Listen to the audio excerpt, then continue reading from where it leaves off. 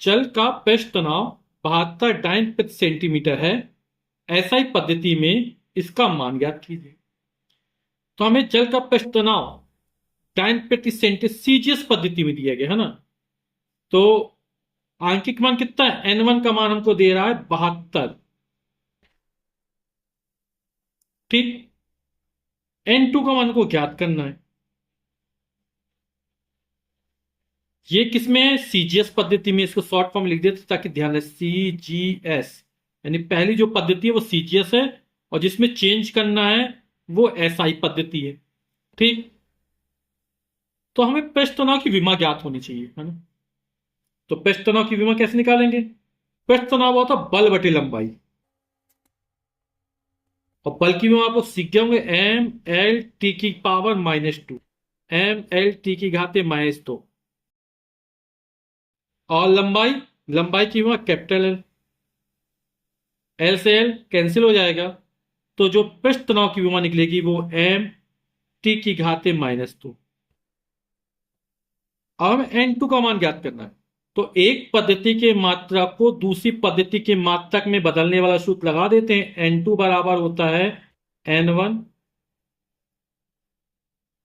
M1 बटे M2 की घाते A, L1 बटे L2 की घाते B या पावर B, T1 बटे T2 की घाते C।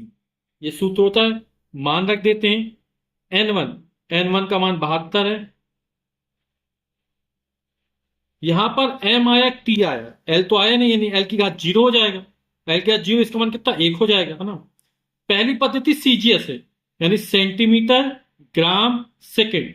तो यहां क्या आएगा? ग्राम आएगा। M की घात कितनी है? 1 है। L नहीं, इसको हटा देंगे। T, चाहे एमकेएस पद्धति, चाहे सीजीएस पद्धति हो, चाहे एसआई पद्धति, सभी में समय का मात्रक सेकेंड होता है ना। ये -2 था, -2 लगा दिया।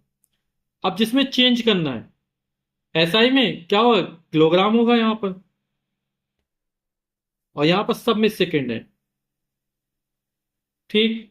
जो M1 L1 T1 है वो पहली पद्धति सीजीएस के अनुसार रखेंगे, और जिसमें चेंज करना वो एसआई के अनुसार रखेंगे, नीचे वाला।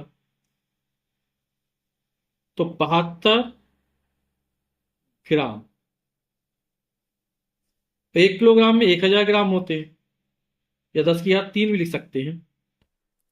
घात 1 था, सेकंड से सेकंड कट गया तो 1 बचेगा, और 1 की घात -2 यानी 1 ही होता है। ग्राम से ग्राम कट गया, कितना हो जाएगा? 72 बटे 1000। ठीक।